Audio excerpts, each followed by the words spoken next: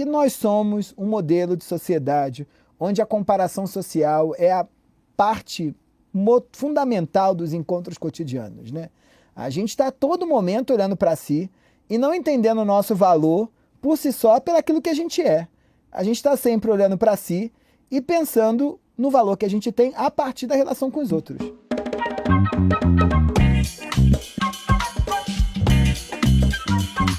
A inveja que é o motor propulsor disso, né? De, quando eu chego lá, eu vejo que tem alguém que tem mais, a grama do vizinho é sempre mais verde, então é o vizinho que tem essa coisa de rico. Achei genial esse título que você colocou, né? Da coisa de rico, porque coisa é esse negócio que sabe lá o que é, né? Então a gente usa essa palavra para dizer um negócio que a gente não sabe o que é.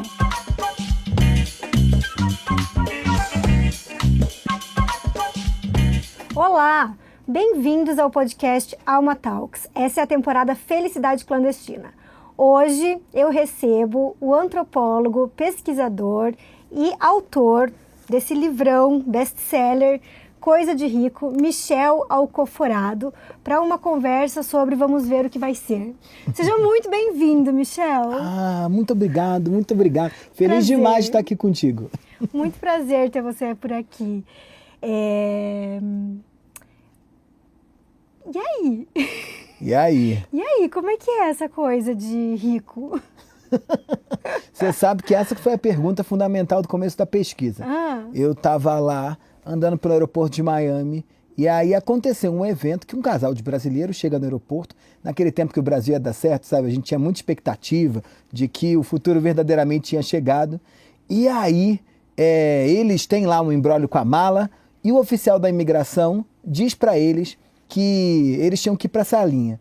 No caminho, o que ficou sentado virou para mim e disse: brasileiro é assim, é rico de verdade. E aí eu virei para mim mesmo e pensei: e aí? Como é que um rico faz rico no Brasil, né? Como é que a gente entende que uma pessoa é rica? Ou como é que essa pessoa convence aos outros do que ela de quem é? E começa a pesquisar nessa coisa, dessa pergunta fundamental. Foi aí que você começou a se interessar por essa coisa de rico? De onde que vem essa tua questão? Vem desse momento. Eu brinco sempre que na antropologia não é a gente que escolhe o assunto, é o assunto que escolhe a gente. Todo assunto escolhe você na antropologia porque é na tua vivência cotidiana, quando você vive algo que te foge à capacidade de entendimento, que surge esse negócio que eu vou chamar de uma areinha no ouvido. Porque você fala, caiu mal. E quando caiu mal, é porque é algo que é do cotidiano, que todo mundo está entendendo como normal, você começou a entender como exótico. E se a gente entende como exótico, é um convite para o entendimento do porquê as pessoas estão fazendo aquilo que elas estão fazendo. Então esse evento, num Brasil que estava muito preocupado em marcar fortemente, olha, esse gente é o país que dá certo, a gente é a potência, o Cristo Redentor decolou, aquela coisa toda, foi me dando uma percepção de que aquele país que se dizia que no futuro seria um país rico, estava inventando um bocado de gente achando que era rica. E aí o tema surgiu. Se eu entendi bem teu livro, que aliás é uma delícia de ler, que maravilha de escrita, como captura fácil, né? Parabéns. Muito obrigado. Pelo belíssimo trabalho que você tem feito, tanto na escrita quanto na comunicação, na oralidade, né? Que é uma coisa muito acessível, de fato, que você vem fazendo com a antropologia. E se eu entendi bem essa tese, você vai dizendo, então, que no Brasil o rico é sempre o outro, né? Porque ninguém se identifica como rico, então o outro é sempre mais rico. E qual que é a tua hipótese do porquê que isso é uma coisa brasileira, né? Você vai dizendo que em outros países isso é tão radicalmente diferente e que isso é uma característica muito brasileira, né? O que você lê disso? É porque aqui o principal marcador de pertencimento ao mundo dos ricos não funciona tal como funciona em outros países. Como é que Como é que a gente classifica alguém como rico, sei lá, na Holanda? Os economistas sentam junto com os estatísticos e eles enfileiram assim, olha, a pessoa mais rica da Holanda é essa e a pessoa mais pobre da Holanda é essa. A gente vai partir do fulano mais rico e vai partir do fulano mais pobre. E a partir dessa linha, a gente vai olhar para a sociedade holandesa e vai dizer, esse pessoal aqui que está no começo da fila é rico porque tem mais dinheiro do que o pessoal que está no final da fila. O que acontece? Um holandês dorme, se vê na sua posição no começo da fila, e ele tem certeza de que que é detentor daquele patrimônio que faz parte do mundo dos ricos. No Brasil, o principal marcador de riqueza, que é dinheiro, não funciona porque ele é tabu. Eu não falo de dinheiro com ninguém e nem você pode falar de dinheiro com ninguém. Não à toa, os psicanalistas sabem bem que um dos momentos delicados de qualquer começo de análise é quando você tem que definir o valor daquela sessão. O cara chega lá ansiosíssimo para saber se ele tem dinheiro para pagar ou não. O analista fica com aquele assunto de dizer, não, esse é um assunto menor, daqui a pouco a gente combina como é que é. Ele tem o básico dele, nem sempre o básico dele é o teu básico, e essa conversa é uma conversa sensibilíssima no Brasil, né? Não sei se em outros lugares dentro da análise é também, mas no Brasil eu tenho certeza que é. Só que essa conversa é sensível também entre os casais. Essa conversa é sensível também entre pais e filhos. Sim. Essa conversa é sensível também depois que você morre, né? Que a gente vai ter que descobrir sem querer quanto dinheiro você tem. O fulano morre, a gente não imagina qual é o tamanho do patrimônio dele. Essa conversa é sensível em todo e qualquer momento na sociedade brasileira. É sensível com o gerente do banco, né? A pessoa está devendo ao banco. O que seria o plausível? O que seria o facilmente entendível?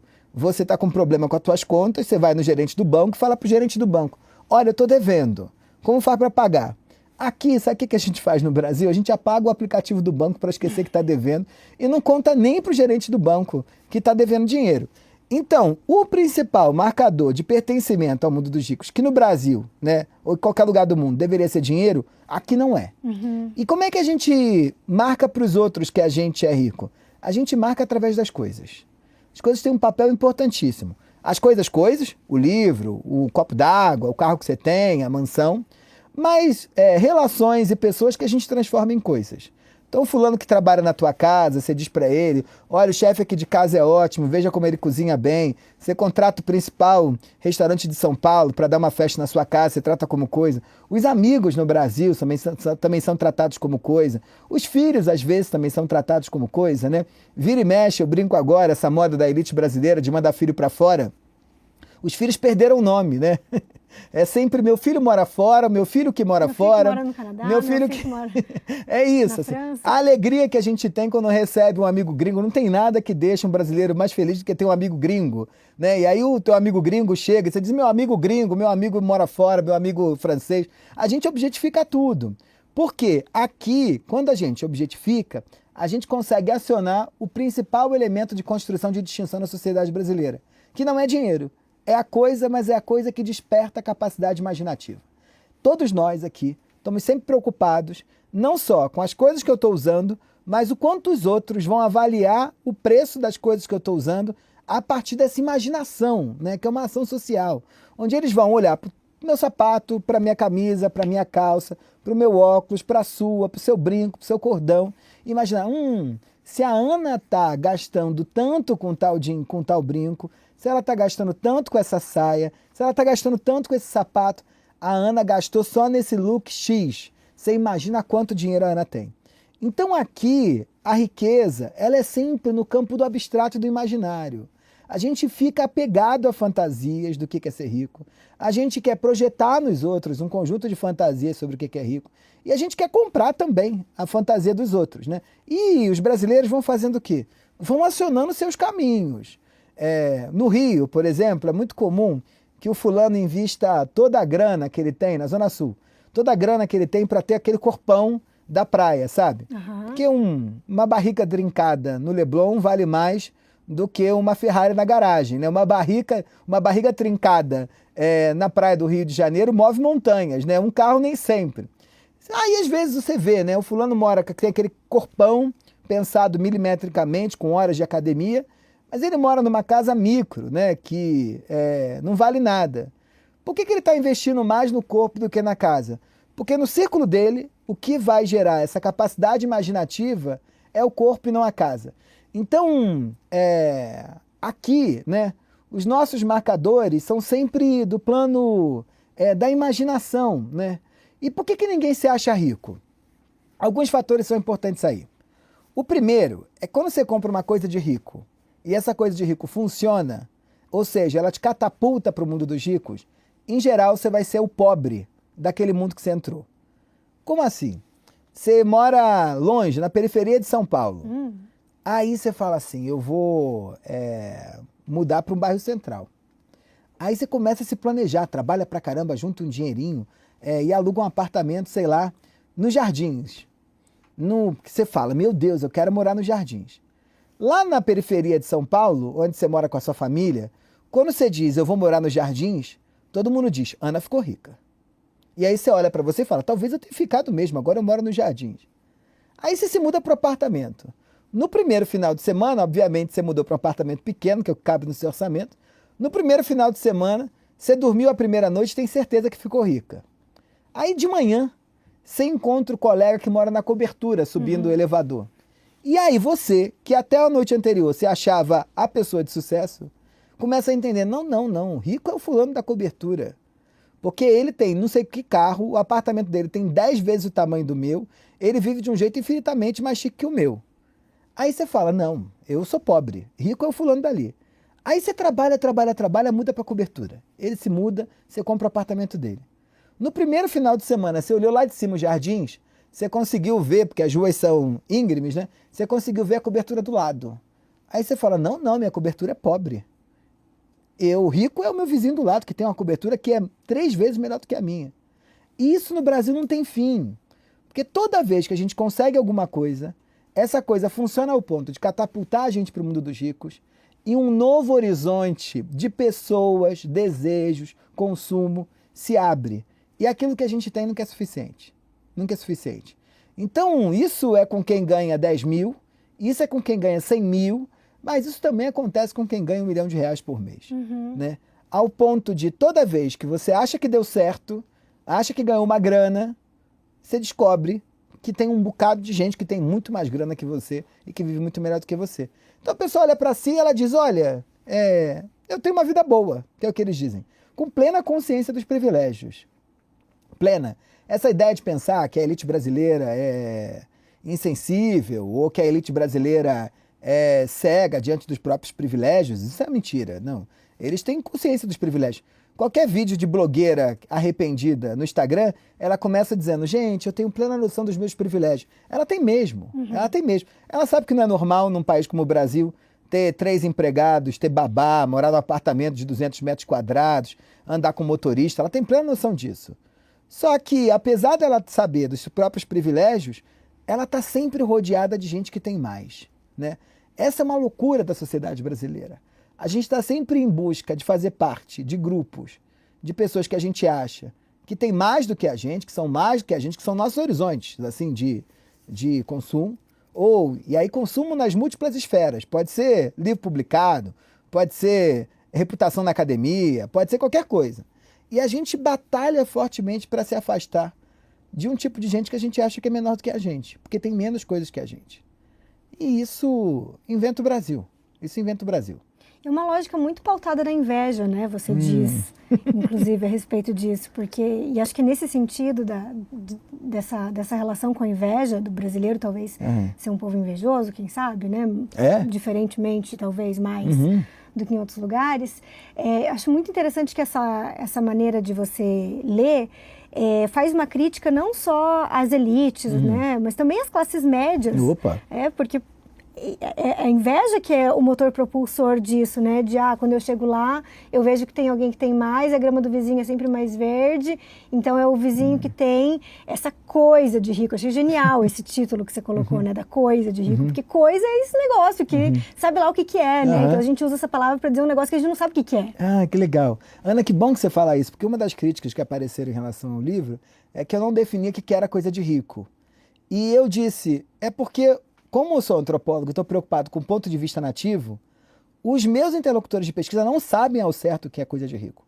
Coisa de rico é qualquer coisa, comportamento, movimento que tem essa força imaginária de te catapultar para esse espaço que você acredita que é mais exclusivo do que o espaço que você estava antes. Então ninguém sabe mesmo. Por isso que a palavra coisa é importante enquanto categoria, né? Porque ela é indefinível mesmo, né? Pode ser tudo e ao mesmo tempo não é nada. Sim. Ela é indefinível. E aí, a inveja é central do Brasil, né? Eu acho que a gente é um país rodeado, né, ou marcado fortemente por uma presença desse afeto de uma forma que não acontece em outros países. Não à toa, qualquer pessoa não importa a classe social aqui no Brasil, tem um olho grego atrás da porta, anda com uma fitinha do Bonfim, né? Tem uma figa presa no pescoço. Mesmo que não acredite. Uma espada de São Jorge na porta de casa. A gente vai na Mãe de Santo, mesmo sem acreditar, pede para ela fazer uma limpeza, né? E aí é maravilhoso, você faz um ebó para ver se te ajuda a se livrar do olho gordo em cima de você. Então, mesmo você não acreditando, né? A igreja evangélica tem o óleo ungido para te proteger de toda inveja e olho gordo. Isso é uma lógica de uma sociedade pautada nesse afeto. Por que esse afeto é tão importante no Brasil? Porque nós somos um modelo de sociedade onde a comparação social é a parte fundamental dos encontros cotidianos, né? A gente está a todo momento olhando para si e não entendendo o nosso valor por si só pelaquilo que a gente é. A gente está sempre olhando para si e pensando no valor que a gente tem a partir da relação com os outros. Né? Na antropologia, tem 2 modelos de sociedade que são sociedades paradigmáticas, assim, são 2 modelos ideais de sociedade no mundo, né? Do ponto de vista de uma tradição antropológica. São um modelo de sociedade individualista, e aí os Estados Unidos seria o paradigma maior, tá? Que é um modelo onde o indivíduo, por si só, ele tem valor, né? Independente dos outros, ou independente da sociedade. Então você nasce, a sua mãe vai no cartório, te dá um documento, que é a sua certidão de nascimento. Se possível, você já sai com teu CPF, sei lá, Social Security, aquelas coisas todas. E independente ou não de quem você seja, ou de quem esteja no seu entorno, o indivíduo no Ocidente ele já nasce com um conjunto de valores que são dele, né? Direitos, deveres, a criança não sabe nem falar o nome dela e ela já tem direitos, né? Saiu da barriga da mãe dela, já está permeada por direitos, porque por si só ela é um valor. E tem um outro modelo de sociedade, aí o paradigma indiano é fundamental, que é o modelo de sociedade onde o indivíduo só ganha valor a partir do circuito ou do conjunto de relações que ele tem no entorno. E nossos espectadores aí vão entender muito bem. Brincar mais ou menos assim, né? Cidade do interior.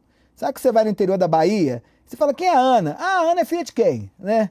Ana é filha de quem e por quê? Porque o valor da Ana não está pautado no que a Ana fez ou no que a Ana é.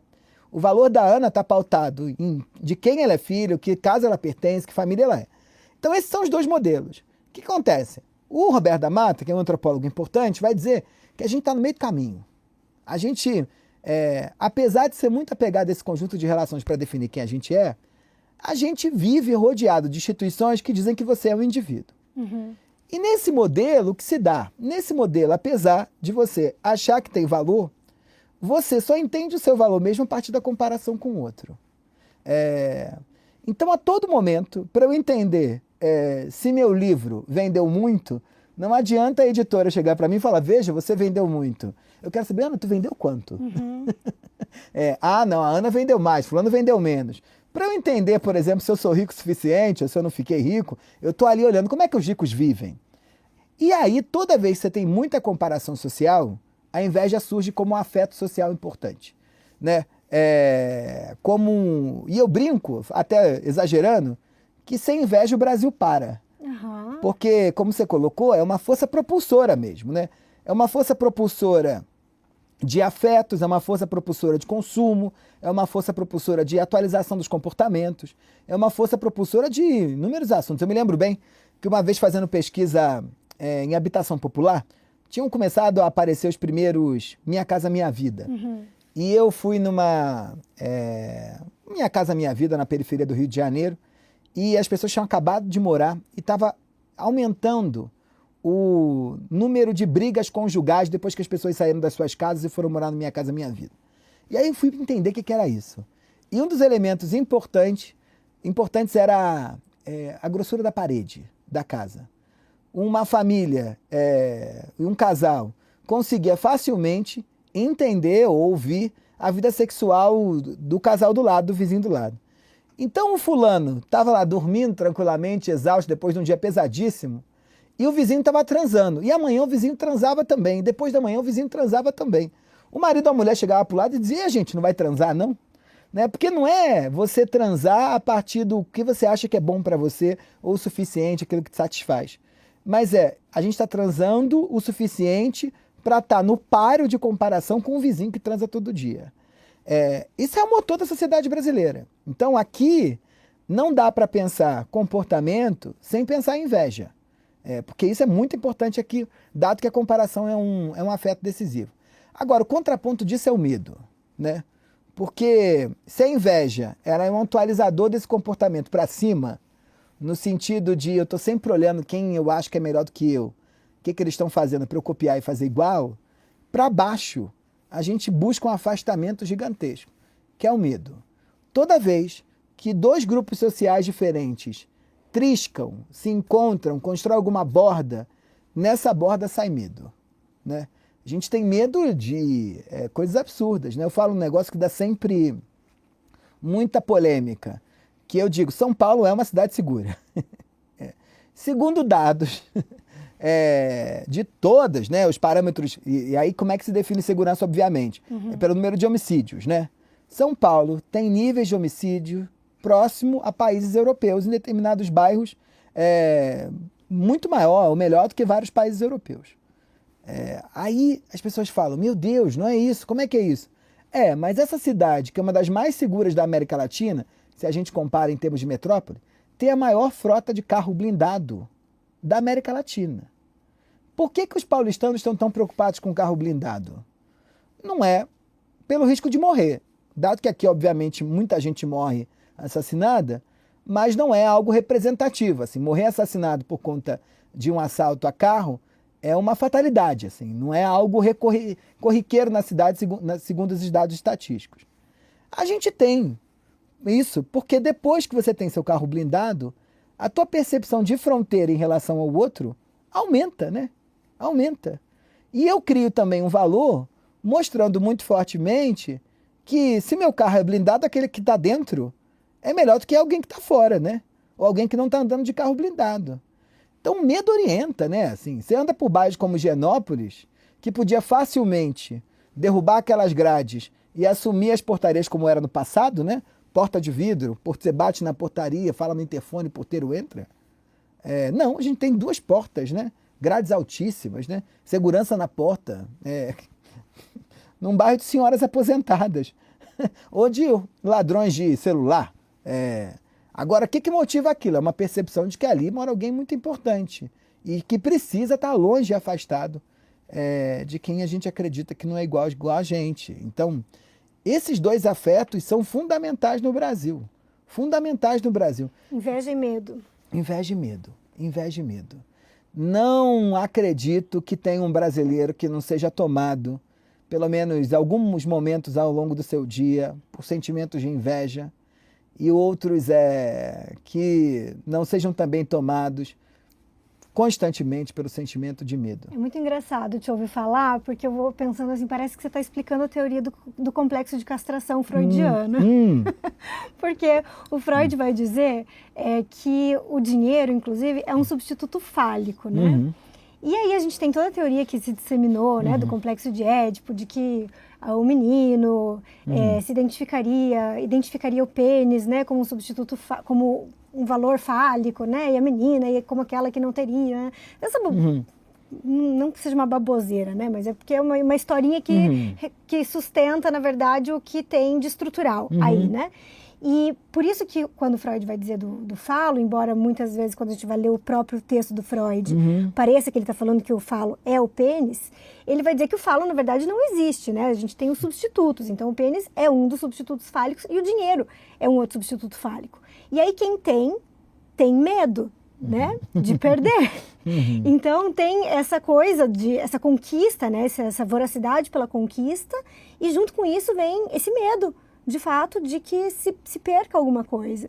E é muito interessante, né? Por isso que eu destaquei essa genialidade da palavra coisa que você coloca no título, porque a palavra coisa, ela é justamente essa coisa que não tem uma coisa correlativa que a gente grude e fala, então é isso, é o livro, é o cofre, é a joia, né? E aí quando você chegou lá, eu digo, sim, agora eu sou rico. Essa coisa, ela tá sempre escapulindo e aí vira um outro lugar. Então coisa é um nome meio vazio, né? Que você pode colocar várias e várias e várias e várias coisas, infinitas coisas, mas cada vez que alguma coisa gruda ali de alguma forma, a gente tem medo de perder essa coisa. Que é o grande medo do Brasil. não há no Brasil maior medo do que ficar pobre. Ah, fala mais. Ficar disso. pobre é o grande temor da sociedade brasileira. É o grande temor da sociedade brasileira. E olha, eu entrevistei bilionários que tinham medo de ficar pobre. Eu ouvi aquilo e ficava assim, meu Deus, Como isso aconteceria? não vai, como?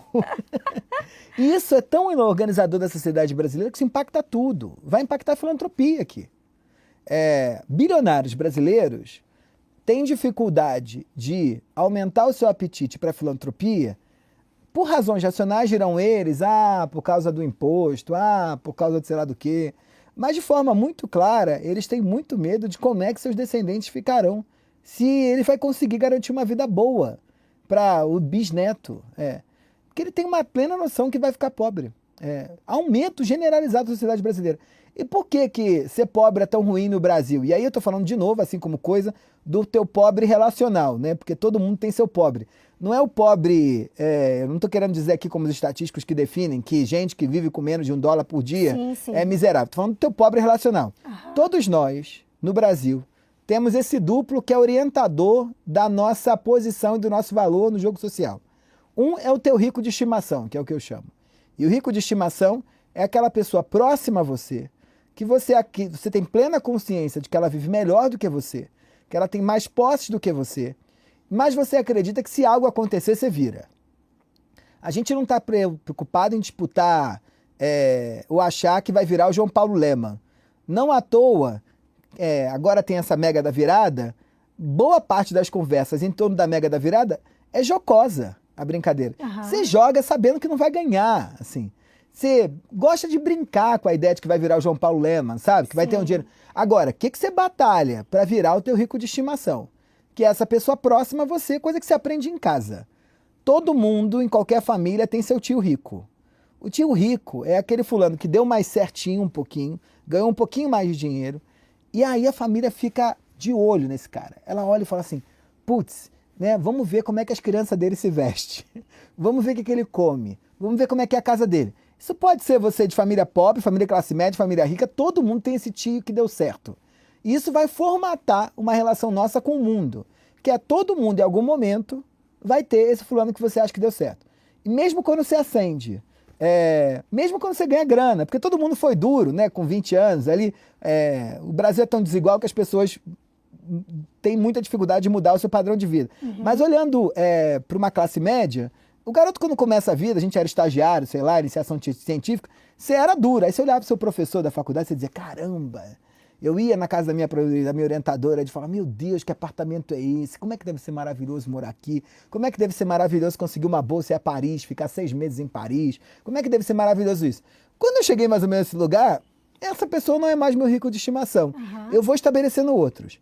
E tem um outro contraponto desse jogo, que é o teu pobre, né? O teu pobre é que essa mesma família que tem o tio rico, ela tem o tio que deu errado. E o tio que deu errado é aquele que você vai batalhar fortemente para se afastar dele. E esse tio que deu errado é o que a tua mãe vai dizer para você, estudem, senão vai virar fulano. Esse tio que deu errado é aquele que diz assim, a escolha que você está fazendo, hein, vai virar fulano. Esse tio que deu errado pode ser o teu vizinho de cima, que mora no mesmo prédio que você, mas as crianças estão ali vivendo com dificuldade. E a gente tem pavor de virar isso. Por quê? Porque o nosso ciclo de diferenciação no Brasil se estrutura sobre duas coisas. É dinheiro e as coisas. Para a gente encontrar um lugar ao sol, no jogo social, conseguir jogar o game, brincar, ter um lugar, participar das disputas, ser visto, você precisa dominar esses dois códigos de alguma forma. Você precisa ter dinheiro e você precisa ter as coisas que te permitem andar aí. Uhum. Sem dinheiro e sem coisas, você não faz parte do jogo. Você fica invisível. A invisibilidade social no Brasil, ela está pautada, oposta em gente que não tem, do nosso ponto de vista estrutural, esses dois elementos. Então, você sabe bem, assim, quando você vai dar uma festa, uma requintada na tua casa, você vai convidar a pessoa. Em geral, a gente fala, vamos chamar o fulano, mas o fulano não pode ir. Porque como é que ele vai pagar? Você vai viajar, putz, não vamos chamar o fulano porque ele não pode ir. A pessoa vai ficando invisível mesmo dentro daquele ciclo. A gente tem horror de virar essa pessoa. O fulano sem dinheiro e sem coisa fica invisível. E aí o medo dos ricos, o medo dos pobres, que tem seus pobres, e o medo das camadas médias, que também tem seus pobres, é cair nesse lugar. Pavor que atravessa o Brasil. E isso é um tema que eu estou muito interessado em pesquisar, assim.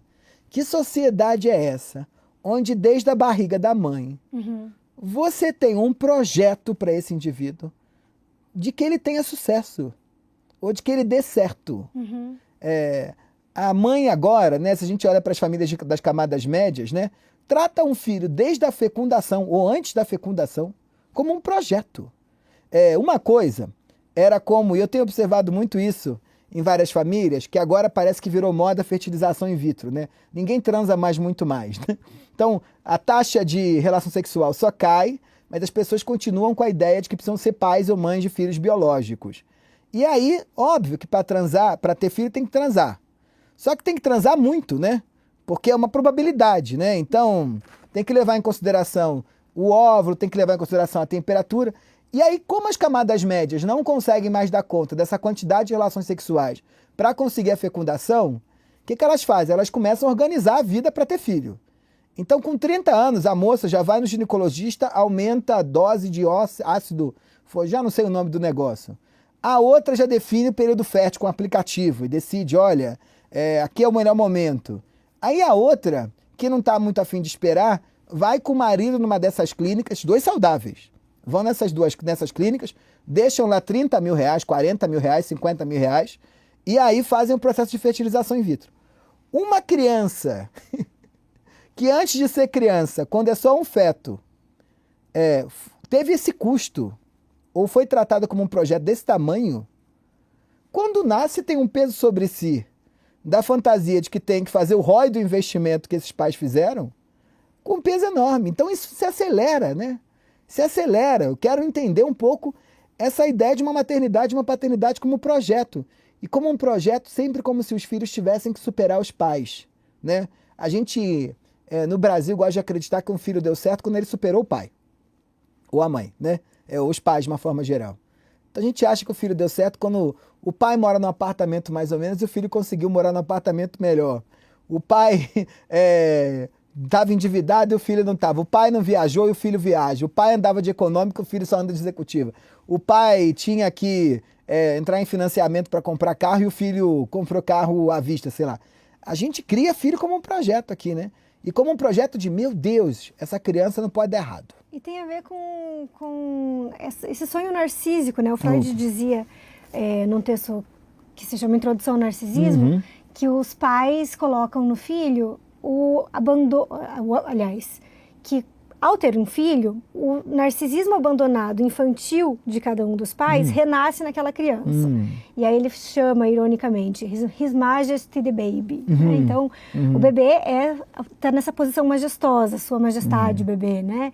E que, então, o amor dos pais pela criança, ele é, no fundo, muito infantil porque é o amor por si mesmo renascido no outro. Então, parece uma coisa muito generosa, né? Muito grandiosa, porque eu amo alguém mais do que a mim mesmo, mas, na verdade, eu amo a mim mesmo através deste outro ali. E parece que você está dizendo que essa captura, né? Dessa coisa da posição do consumo em relação a isso é o que organiza. Isso. E para mim isso está diretamente conectado com classe e com uma ideia, né?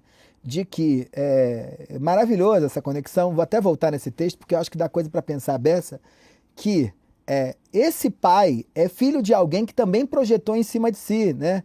A ideia de que ele precisaria superar a classe. Então isso não cessa no Brasil. É como se houvesse um lugar onde aquela família vai melhorar, né? E aí é um projeto familiar. Então, o avô colocou no pai, o pai coloca no filho, o filho colocará no filho. Essa ideia de que essa família precisa avançar, né? Em termos de classe, e em outras esferas também. E consumo que organiza esse lugar. Sim. Então, eu me choco muito, e aí, obviamente, isso está presente nas classes populares por questões muito mais importantes, né? Dado que a pessoa precisa sair de uma dificuldade de sobrevivência para viver melhor mesmo, mas fortemente nas camadas médias, né? A criança com 6 meses tem que fazer curso de música com Chico Buarque, né? Isso eu vi em outros lugares, eu fiz muita pesquisa na Coreia do Sul. E um dos aspectos que é muita fonte de sofrimento na Coreia do Sul era essa coisa do filho como um grande projeto. Então você tem um país que viveu um salto grande econômico, de expansão da atividade econômica mesmo, e a criança, eu vi e entrevistei mães sul-coreanas que contratavam para os seus filhos de 2 anos professoras de inglês texanas. E elas mesmas também contratavam professoras de oratória para a criança que estava balbuciando as primeiras palavras. Professor de oratória. E no Brasil a gente vê coisa mais ou menos parecida, né? Esse fascínio, desespero das mães com escola bilíngue, né? Ai, meu filho estuda na escola bilíngue. Esse fascínio gigantesco, um garoto vai estudar fora, né? Às vezes é para a Universidade da Flórida, da tia Dedé, né? É muito ruim, mas vai, meu filho estudou fora. Essa lógica cria uma sociedade que para mim é fonte de muito sofrimento, onde ninguém está satisfeito, tá? E aí eu sei que satisfação é um tema que é importante... Sensível, né? É importante para os psicanalistas, mas o que eu estou querendo dizer é que modelo de sociedade é essa, onde o fulano, em São Paulo, mora num bairro nobre, num apartamento de 150 metros quadrados, viaja 2 vezes, 3 vezes por ano para fora, tem carro, tem babá, tem empregada, tem motorista. Ele deita no lençol dele de 1000 fios, né, com pillow top de pluma, e ele acha ainda que ainda falta algo mais para conquistar, né? Isso eu não vi em outros lugares com essa fome. Será que o Brasil é um país assim que produz mais neuróticos? E no seguinte sentido, que como você falou, né, a satisfação é um tema sensível ali na psicanálise, porque a psicanálise vai sustentar a ideia de que não existe uma satisfação absoluta, somos todos faltantes, isso não é um problema, isso é da estrutura. E no Brasil a gente tem um país tão desigual, onde de fato, né, tem pessoas que não são apenas insatisfeitas, claro, porque são neuróticas, elas de fato não dispõem, do mínimo ali para poder sustentar essa insatisfação que é estrutural. E talvez com essa coisa que escapa tanto no Brasil, a gente coletivamente, acredite demais numa satisfação toda. Acredite demais naquele recorte da rede social, acredite demais e por isso consuma, e por isso tem esses ciclos de estimação não só perto, mas também aqueles inatingíveis que a gente passa pano, embora façam certas atrocidades de vez em quando, que a gente faz uma certa defesa porque se liga afetivamente ali, fica acompanhando e coisas nesse sentido. E será que a gente não acredita demais nessa completude que não existe? Eu acho que a gente acredita demais. E aí todo o imaginário da indústria cultural foi muito importante nessa formação. Mas olha a loucura que é essa sociedade aí. Uma mesma sociedade que morre de medo da inveja. Uma mesma sociedade que está desesperada, pagando mãe de santo, botando não sei o quê, indo no pastor, rezando para Nossa Senhora, para livrar tudo. É a sociedade onde eu só encontro lugar no mundo se eu mostrar para o outro quem eu sou.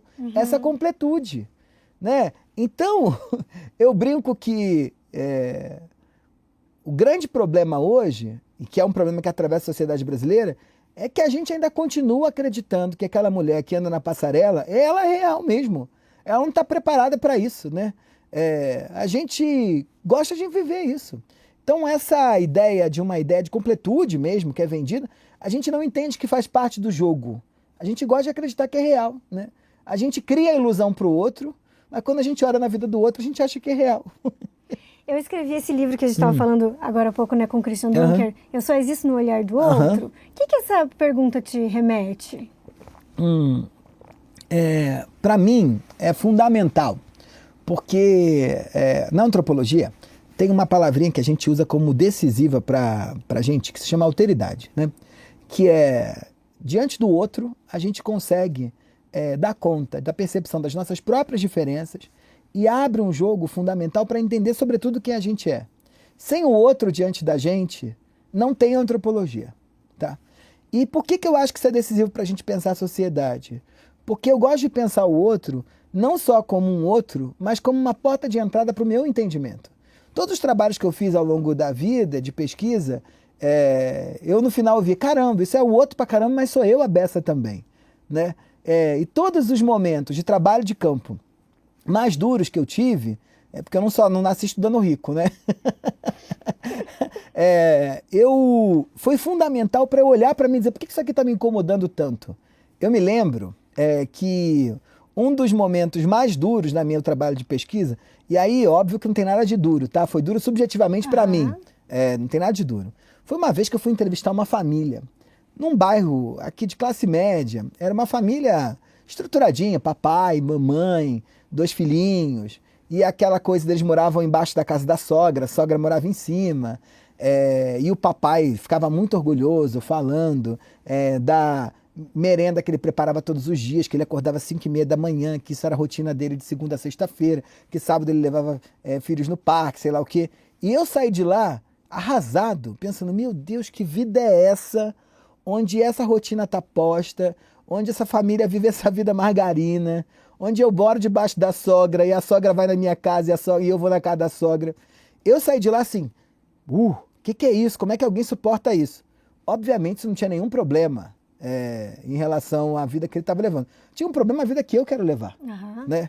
E aquilo me deu uma baita percepção, tipo, por que essa fuga gigantesca desse modelo de vida? Né? Por que eu não suportaria viver essa vida? O que a vida dele de tanta forma me agride? Né? E ao mesmo tempo ele muito preocupado em me contar essa família doriana que ele tinha. Então esse eu e o outro é fundamental. E a gente o que a gente o que o outro quer da gente também, né? Eu não tenho a menor dúvida nisso, porque é assim que a gente se inventa, na psicanálise e na antropologia também. Você imagina que quando nasce alguém, aquele alguém é um amontoado de células, né? Tá lá, né? Tem uma maçaroca de carne, osso, água. E a sociedade precisa fazer um esforço gigantesco para fazer aquele alguém virar alguém aceitável. Esse é o desespero que toda pai e mãe está aí vivendo agora. Olha para aquela criança pensando, meu Deus, como é que isso aqui vai virar alguém que preste, né? E aí a sociedade faz o quê? Ela prepara um conjunto de instituições sociais, a escola, a família, a igreja, a televisão, né? Que vão dar conta de projetar sobre essa criança o que eles acreditam que é o certo. E esse projeto que é colocado no outro, que o outro vai conseguir transitar. Obviamente, depois você vai negociar com aquilo, mas que vai fazer você que transite pela vida. Então, a gente se inventa a partir do que o outro acha que é o que a gente tem que ser, né? Individualmente, mas também socialmente. Então, não tem como existir sem o outro. Não tem como existir sem o outro. Porque não tem sociedade sem o outro, né? Seria ótimo se a gente pudesse viver sozinho. Seria, né? Você imagina o inferno que é viver com os outros, né? Idealmente, pensando em termos de fantasia, seria ótimo, né? Imagina você acordar de manhã, não precisar dar bom dia pra ninguém, falar assim, hoje eu não vou fazer nada, hoje eu não vou escovar o dente, hoje eu não vou fazer... Aquele dia que você fala assim, eu não vou encontrar ninguém, ou seria ótimo que a vida fosse isso. Ou seria ótimo que você vivesse com os seus, que são muito parecidos com você. E aí, idealmente, esse núcleo familiar, né? Seria ótimo que você vivesse na casa da sua mãe, de seu pai, desde pequeno, né? Naquela lógica da familhinha, onde todo mundo se conhece, todo mundo sabe o ponto fraco do outro, todo mundo se autorreconhece os limites e os conflitos mesmo, a gente passa por eles achando que eles são momentâneos e a gente pode superá-los. Seria ótimo, só que isso não é viver em sociedade, né? E o trabalho do Lévi-Strauss vem disso, né? Quando ele fala da proibição do incesto. Seria ótimo que a gente casasse dentro da própria família. Mas não pode, né? Então você vai ter que viver com o outro. Então a sociedade se inventa a partir da lei do incesto, porque eu sou obrigado a disponibilizar as pessoas que não são casáveis aqui no meu grupo, e as pessoas do outro lado também, que têm seus não casáveis, vão passar para cá. Então a gente precisa do outro para viver em sociedade, a gente precisa do outro para se inventar, porque senão a gente não vira nada, né? Sozinho a gente não vira nada. Sim, tem que ter mistureba. Tem que ter mistureba, com todo o inferno desse negócio, né? E por falar nisso, você, no teu podcast, É Tudo Culpa da Cultura, você fez uma temporada sobre o tema do amor, né? Por que você começa por aí? O que te faz pensar? Eu tinha... Aí foi uma questão... primeiro que eu acho que era um tema que as pessoas estavam muito interessadas, né? Porque nos atravessa de algum modo. O sucesso do teu livro dá conta disso. Mas também tinha uma questão que num determinado momento eu tinha vários amigos próximos que estavam pesquisando esse assunto. Né? Uma grande amiga, que até inaugura a temporada, que é a Fabiola Gomes, eu tinha acabado de voltar com ela da Índia, a gente foi para um casamento. E ela tinha feito uma tese de doutorado super interessante sobre casamento arranjado na Índia. Né? E era um momento de transição na sociedade indiana, onde apesar de 97% dos casamentos ainda serem arranjados, o indivíduo ocidental está se formando lá. Isso era muito fonte de conflito.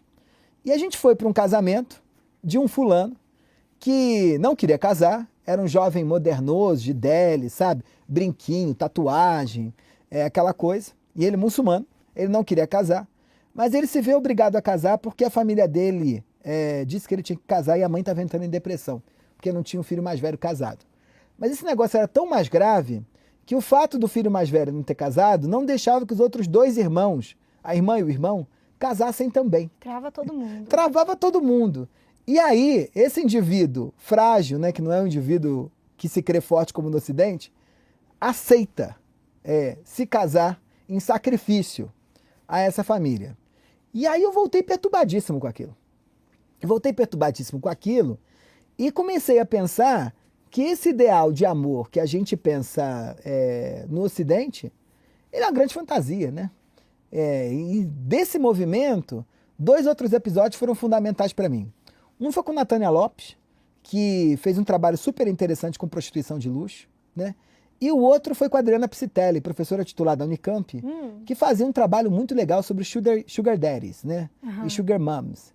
E as duas estavam brincando ali com esse limite do amor romântico que crê que eu só tô com você porque eu te amo e nada mais importa, né? E as duas estão dizendo, olha, não, hein? Essa separação frágil do Ocidente entre amor e dinheiro não faz o menor sentido. Inclusive, dinheiro cria amor. Dinheiro cria amor. Se eu começo a ser muito generoso com você, se eu começo a te dar muita coisa, e você começa a me dar muita coisa também, surge amor daí. Amor verdadeiro. A gente tem que parar de achar que o amor é essa coisa, que, eu te senti borboletas no estômago, e aí a minha alma gêmea eu encontrei.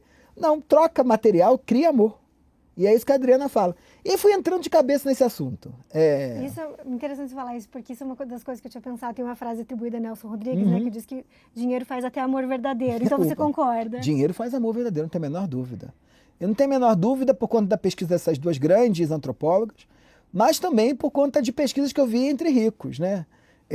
Num determinado momento, um caso que apareceu para mim foi um caso que eu pesquisei, de um senhor que tinha tido vários casamentos na vida, e essa sucessão de casamentos, ele já tinha muita idade, nem sei se é vivo mais, mas ele já tinha muita idade, ele tinha vários casamentos, e obviamente para um homem da geração dele, isso complicou a construção da relação com os filhos, né? Porque brecou o convívio com os filhos. Então ele não tinha tido tempo, porque se devotou ao trabalho ou outros interesses, de construir uma relação duradoura com os filhos. Então ele chega no final da vida, sei lá, acho que ele já tinha mais de 80, e ele tinha 4 filhos, mas não tinha relação com os filhos, né? Não tinha brigado, mas não tinha relação afetiva com os filhos. E ele se vê sozinho, depois da última separação, com 80 anos. E ele começa a frequentar um prostíbulo famoso em São Paulo. E lá ele descobre uma menina que trabalhava no prostíbulo, e ele dá conta dessa grande fantasia que ronda o mundo da prostituição, que é, vou te tirar dessa vida.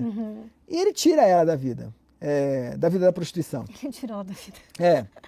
Tirou ela da vida. Exatamente, tira ela da vida. E ela vai viver formatada, e foi muito interessante. Um dia, eu vou escrever sobre isso ainda, eu fui acompanhando a transformação estética dela ao longo desse tempo. Porque ela era uma moça totalmente pautada naquela lógica de um corpo apetitoso, né? No sentido de vistoso, dentro daquele circuito de afetos. E ela vira uma quatrocentona paulistana, assim. E foi muito bonito no final da vida dele que ele entende que, apesar daquela relação ter sido motivada por trocas materiais, ele tirou ela do prostíbulo, não, ela sai do prostíbulo depois desse apoio, ela tinha 2 filhos, né, 2 meninas, ele começa a tratar as meninas como pai, então ele investe na educação das meninas, ele tinha mais tempo livre, ele começa a ter um tempo que ele não tinha tido com os filhos, tinha muito afeto ali, eu via claramente isso. Ela cuidava dele ou como pai ou como marido, ou sei lá como, né? Com muito afeto, e ele era muito grato ao carinho que ela tinha com ele. E ao ponto de, num determinado momento, quando vai chegando a velhice e as doenças começam a aparecer com mais força, surge sempre esse conflito, né? Como é que essa moça ia ficar? E ele faz um testamento muito generoso com ela, dizendo, olha, eu preciso que depois que eu morro você fique bem, né? E aí, mais legal é que, ou mais engraçado, né? Legal no sentido de engraçado, ele deixa, se eu não me engano, 15 milhões para ela de patrimônio, só que ele tinha, sei lá, bilhão, ele tinha muito dinheiro. E em um determinado momento, eu conversando com ele, ela levanta da mesa e ele me diz, olha, eu deixei ela com 15 milhões, ficou barato para mim. E ela achou que a vida dela tinha se transformado, né? E se transformou. E se transformou mesmo. E o meu ponto é, óbvio que era uma relação permeada de interesse, como qualquer outra é. Aham. Mas era uma relação muito afetuosa. E essa relação surgiu de uma troca financeira. E é muito interessante isso que você coloca, porque eu acho que a gente tem uma tendência a fazer uma separação radical, né, entre dinheiro e amor. Então, tem que ser o amor e aí você, né, tem que abrir mão de tudo, ou é por interesse, como se não toda relação fosse por interesse, como você destaca, e aí então não teria nada disso. E as coisas, elas se bagunçam bem É bom mais, que a né? gente saiba que toda relação é troca, e que toda relação afetiva se sustenta com a troca, e que no meio desse conjunto dessa ideia de troca, não é uma troca de afetos, é um conjunto de trocas que se estabelece. O Levi-Strauss fala isso, né? Um casamento surge através de uma troca de mulheres, e aí para as feministas não ficarem chateadas, depois ele diz, olha, pode ser troca de homens se vocês quiserem, mas uma troca de entes, e é a partir dessa troca de entes que se instaura um conjunto de outras trocas, que são trocas materiais, trocas festivas, pactos políticos, sociais e econômicos. A mesma coisa se dá no plano dos afetos, né? Quem já casou, já namorou há muito tempo aí sabe bem. Você começa, obviamente, trocando afeto, depois você troca fluidos, você troca sexo, você troca satisfação, depois eu pago uma conta sua, eu pago pra você mais porque eu tô ganhando melhor do que você paga pra mim. É um conjunto de trocas. Essa ideia separada de que o que nos une é só amor é uma fantasia tola. Até porque um casamento pode perdurar sem amor e sem sexo e continuar, né? Às vezes por interesses financeiros. Eu ouvi muito na pesquisa isso. Gente que estava separada, famosa separação de corpos, né? Gente que estava de fato separada, que continuava junto porque não valia a pena separar. Sim, caro demais. Caro demais, né?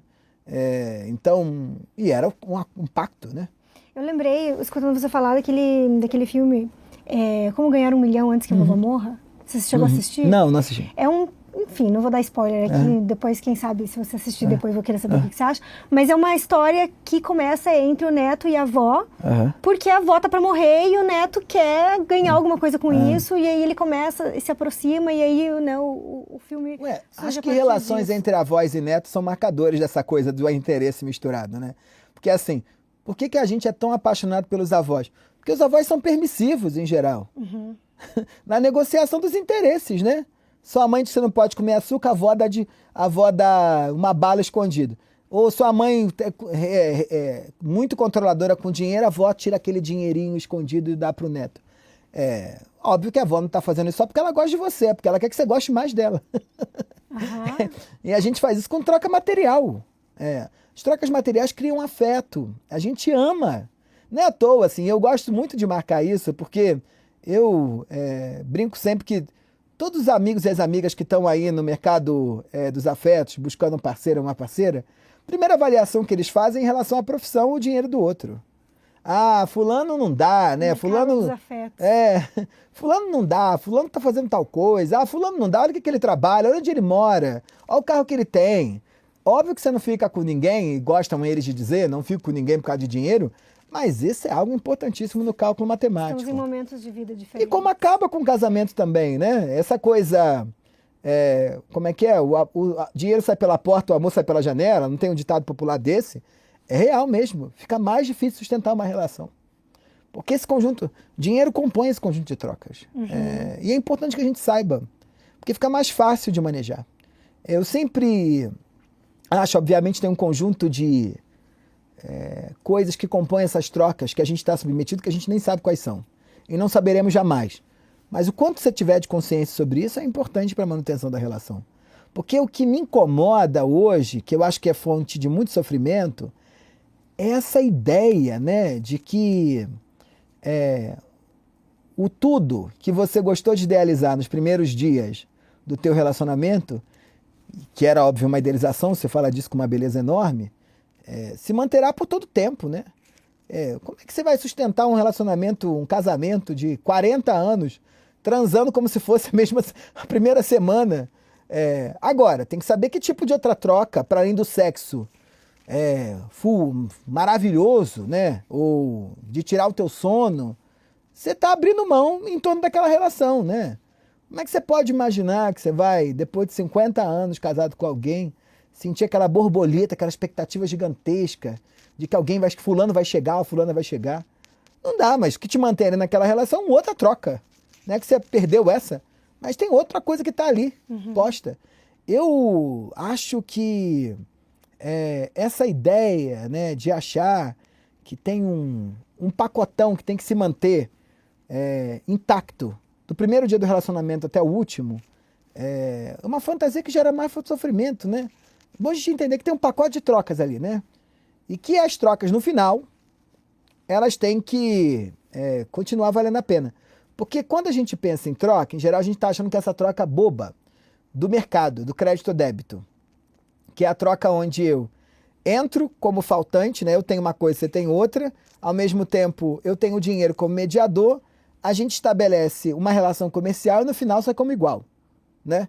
Eu saí com a minha sacolinha de Coca-Cola, você ficou com o meu dinheiro que me vendeu a Coca-Cola. Relacionamento ou relações verdadeiramente fortes não se constroem com esse tipo de troca, elas se constroem com a troca da dádiva. E a dádiva é dar, receber e retribuir. Porque se eu só dou e recebo, a relação acaba. Tá então, pago. tá pago, né? Um casamento se constrói com dívida. Uma relação de parentalidade é a dívida mor, né? É, a dívida maior. É a dívida impagável. Sim. É a dívida impagável, né? Uma relação que se sustenta, ela tem que ter a dívida. Não tá pago nunca. E se tiver pago, acabou. Né? Então, agora, dentro desse jogo, pode ter afeto, pode ter carrinho, pode ter jantar fora, pode ter... Ai, fiz aquela estripulia sexual que você queria muito. Pode ter um conjunto de coisas, para além só de... Ai, nós somos dois pombinhos. Tem que ter um vazio. Tem que ter um vazio, que é uma expectativa de troca. É uma expectativa de retorno. Eu acho que um relacionamento acaba quando a gente deixa de esperar do outro alguma coisa. Quando você deixa de achar que é essa fantasia, essa expectativa, né? Você deixa de achar que o outro vai lembrar do teu aniversário, você deixa de achar que o outro vai te dar um beijo quando acorda, você deixa de achar que o outro vai te comprar um presente, deixa de achar que se eu precisasse, tudo der errado pra mim, eu posso contar contigo. Você deixa de achar alguma coisa, aí o relacionamento acaba, né? Porque você não espera mais nada do outro. Ou você espera a troca negativa, né? Que eu espero ruim de você. Então, no final, só espera que o outro tá te devendo alguma coisa, você tá devendo alguma coisa pra ele. E na tua pesquisa, nesse mundo dos ricos, dos endinheirados, você afetivamente aprendeu alguma coisa? Extraiu amizades? Viveu coisas? Aprendeu o que sobre o amor? Como é que é? Eu brinco que talvez... As pessoas me perguntam se os ricos são felizes. Eu digo que dinheiro, e pesquisas de Harvard mostram isso, né? Dinheiro traz felicidade até um certo momento. Depois ele deixa de fazer sentido, né? Então, eu brinco que o rico, ele só é feliz no final do mês porque ele não precisa fazer conta. Mas ele é tomado pelo todo o conjunto de frustrações e angústias que atravessam qualquer humano, né? Fica chateado que o filho não ligou, reclama que a mulher não quis falar com você, tudo igual. Agora, um aspecto que eu acho que é muito marcador de classe é um tom ainda maior de um pragmatismo nas relações cotidianas, né? Então, você não casa com quem que você quer casar, né? Você casa como um pacto. Você tem amigos, você não tem amigos, você tem networking, né? O que não quer dizer aqui de forma clara, as pessoas não acharem que eu tô maluco, assim, que rico não tem amigo. Obviamente rico tem, só que boa parte dessas amizades são tratadas como pragmaticamente. E não é assim, vou chamar a Ana na minha casa porque ela vai me chamar para fazer tal coisa. É que só o fato de chamar a Ana na minha casa me cobra uma organização da minha casa tão forte que a Ana não aparece aqui por si só, a gente joga conversa fora. Eu vou chamar a Ana na minha casa, eu tenho que saber qual vai ser o menu. Eu vou chamar a Ana na minha casa, eu tenho que saber como é que vai ser esse convite. Eu vou chamar a Ana na minha casa, eu tenho que saber que eu vou dar como é que vai ser a decoração da mesa. Eu vou chamar a Ana na minha casa esperando que a Ana vai me mandar alguma coisa no outro dia, nem que seja um telefonema, uma flor, em agradecimento ao convite dela. Eu vou chamar a Ana na minha casa pensando que ela vai me chamar na casa dela também. Então esse conjunto de pensamentos pragmáticos atravessam os afetos. E isso faz com que essa relação espontânea só quis chamar a Ana aqui pra gente jogar a conversa fora, não tem essa frequência toda. Tem uma dívida, uma forma de fazer dívida que é diferente dessa dívida no campo dos afetos, então? É uma dívida de um pensamento, por que eu estou chamando Ana? O que eu diria é que o cálculo aparece com uma consciência como não aparece nas camadas médias e nos pobres. Sobretudo nas relações familiares, né? Você imagina, você tem uma família, aí um rico foi lá e inventou uma empresa. Essa empresa é uma grande organização, uma organização familiar. Então você imagina qual é a loucura, Ana, de você ter o teu irmão, mas teu irmão não é só teu irmão é teu sócio. E a tua sobrinha, ela não é só a tua sobrinha, ela é uma stakeholder. E ao mesmo tempo, a gente, chateado ou não com o negócio, eu não posso terminar esse negócio porque nós somos família. E ao mesmo tempo, a gente não é só família porque qualquer coisa que eu falar para você pode impactar no nosso negócio. Então esse conjunto de relações se mantém como uma empresa. Então o que eu acompanhei muito? Family offices. Então o family office precisa manter algum contato, né? Porque senão a família vai se esfacelando. Mas a gente não quer aturar a família toda. Então eles fazem viagens de família. Só que não é viagem de família igual você faz, né? Que você ligar para tua mãe e fala assim, mãe, comprei uma passagem para Nova York agora, vamos? Acho que vai ser o máximo nós duas. Não. Organiza-se com o family office a viagem, a trip do Japão. E aí antes aqui no Brasil, o grupo é recebido em jantares, a família, com professores dizendo sobre a cultura japonesa e o roteiro. Contrata-se uma grande agência para fazer esse roteiro. Esse grande roteiro organiza-se dia a dia. Cada família vai pensar no conjunto de roupas, né? Que vai usar em determinado dia. Cada jantar é pensado como uma coisa. Tudo é pensado. Será que daria para pensar que quanto mais se acende socialmente, mais se é tomado pela lógica da produtividade? Não tem a menor dúvida. Eu acho que quanto mais você acende, mais tomado por um cálculo pragmático você fica, né? Você vai perdendo espontaneidade. Essa talvez seja a principal tristeza dos encontros, né? Não são, né? Porque você compra uma casa num condomínio X, pensando quem são os seus vizinhos, porque você vai construir com esse vizinho um tipo de intimidade que você não consegue construir quando você está na Faria Lima no escritório dele, né? Porque as conversas que eu tenho de sunga são diferentes das conversas que eu tenho de terno. E as conversas que você tem sem sunga são ainda mais diferentes do que as conversas que você tem de sunga e sem terno. Então, isso tudo vai sendo pensado, né? O fulano compra uma casa pensando, eu vou botar uma mesa de tantos lugares que eu consigo fazer tantos jantares, né? Eu vou te dar um presente calculando, né? Eu conto essa história sempre, da secretária de presentes. Eu te dou um presente fazendo um cálculo em planilha de Excel de que presente eu te dei no ano passado, ele não pode se repetir, qual é o presente que a gente vai dar esse ano, quanto ele custou, e um cálculo de que presente você me deu, para saber o que eu tenho que te dar no que vem. Acho que talvez a gente vá entendendo que o amor vai ficando de fora, assim, de uma maneira genérica, bem senso comum, porque a falta vai ficando de fora, né? E o amor depende da falta.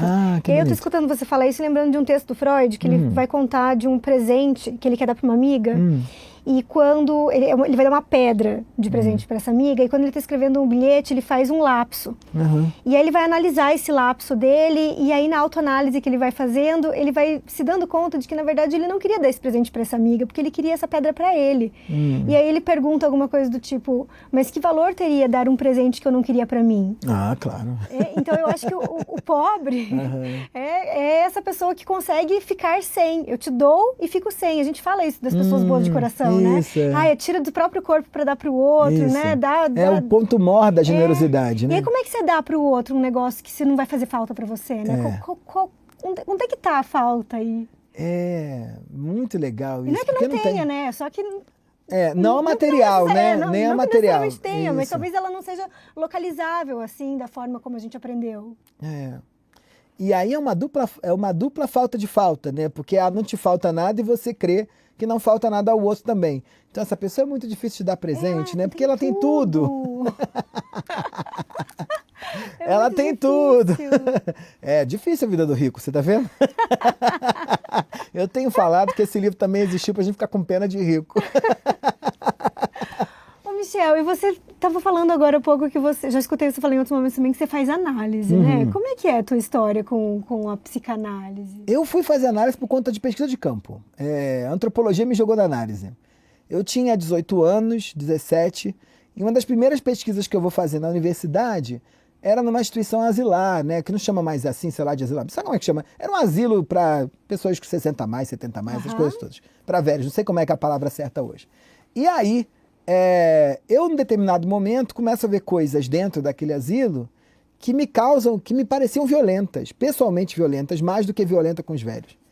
E eu, jovem, né, com muita ânsia de o mundo tem que ser correto e eu vou mudar o mundo, eu entro num conflito pessoal que me toma com uma angústia absurda, que era o que eu faço aqui, qual é o correto a fazer, né? O que eu acho que era o correto a fazer. Porque pela regulamentação da Anvisa, as condições que os velhinhos viviam não eram as corretas ou as mais apropriadas. Uhum.